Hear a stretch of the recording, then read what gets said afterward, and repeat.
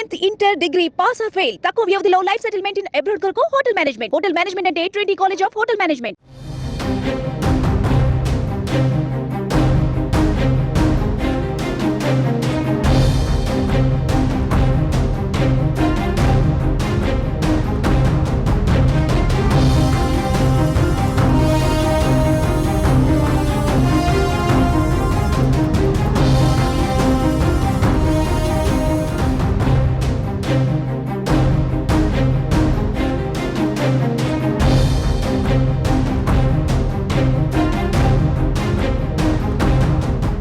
AP రాజధాని అమరావతి జీవనాడి పోలవరం నిర్మాణం కోసం మెడికో విద్యార్థి అంబుల వైష్ణవి భారీ విరాళం అందించారు.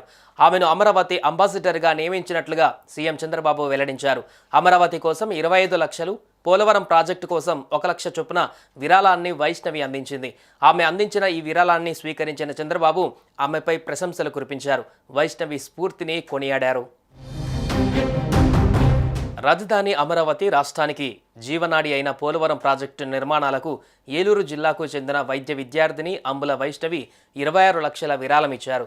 ముదినేపల్లికి చెందిన ఆమె ఉండవల్లిలోని సీఎం చంద్రబాబు నివాసంలో ఆయన్ను కలిసి చెక్కులు అందజేశారు.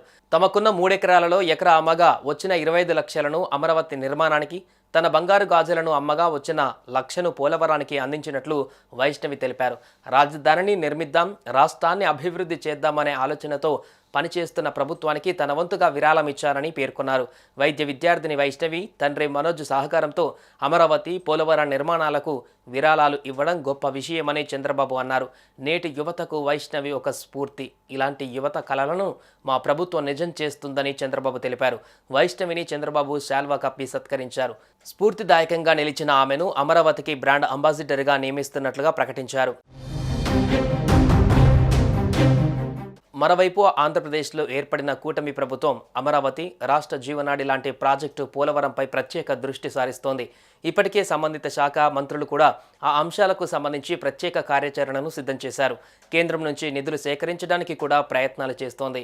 ఈ నేపథ్యంలో రాష్ట్ర ప్రభుత్వానికి ఓ మెడికో విద్యార్థిని భారీ విరాళం అందించి శభాష్ అనిపించుకున్నారు.